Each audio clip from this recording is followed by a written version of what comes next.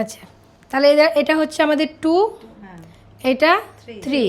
তাহলে 3 এবং 2 এর ঠিক মাঝখানে আমরা একটা পয়েন্ট ধরবো, সেটা হচ্ছে 0, 2। 0, 2 থেকে এইখানে 2, 0, 2 থেকে 2 পর্যন্ত হবে আমাদের বুফনের এরিয়াটা। তো কীভাবে আমরা সিটা নেব দেখো, এখানে 0, 2 থেকে একটা পয়েন্ট নিয়ে সোজা এইভাবে এসে এই দিক থেকে একটা সি টাইপের সেকশন নিয়ে নিয়েছি, ঠিক আছে। এই সেকশনটা নিয়ে হেয়ারটা রাখবো।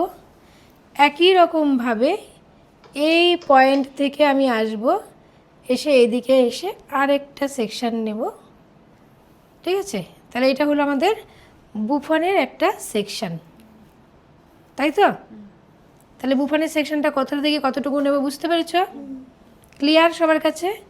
এই জায়গাটা আমি একটুখানি ক্লিয়ার করে দেব, এই বোঝা গেল? দাও সেকশন ক্লিপ দাও এবার।